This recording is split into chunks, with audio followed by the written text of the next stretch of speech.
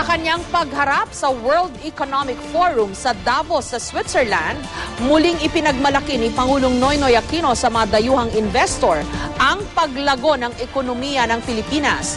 Nakipagkita rin siya sa mga pinuno ng International Monetary Fund o IMF na nagsabing magpapatuloy raw ang magandang lagay ng ating ekonomiya. May report si Teresa Andrada. Ibinandera ni Pangulong Noynoy Aquino sa mga negosyanteng dumalo sa World Economic Forum ang mga economic achievements ng kanyang administrasyon, kabilang ang record highs na naitala ng Philippine Stock Exchange, 7.1 Gross Domestic Product o GDP na naitala sa ikatlong bahagi ng 2012, at magkakasunod na upgrades mula sa credit rating agencies. We have now ignited a virtuous cycle where justice breeds the predictability of outcomes, where crimes do not go unpunished, and following the rules has its own rewards.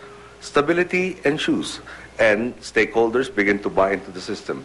Investors flock in. Economic gains are channeled into investments in our people's future.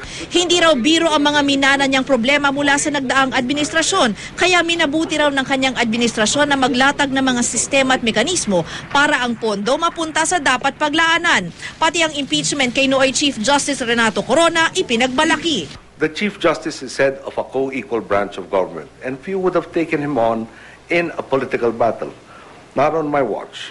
I made it clear that judicial reform was a pillar of our anti-corruption agenda. Bago ang kanyang talumpati, nakipagkita ang Pangulo kay International Monetary Fund Managing Director Christine Lagarde.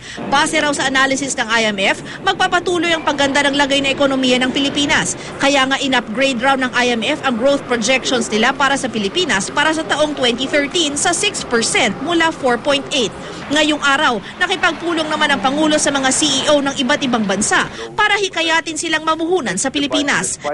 Teresa Andrada, GMA News.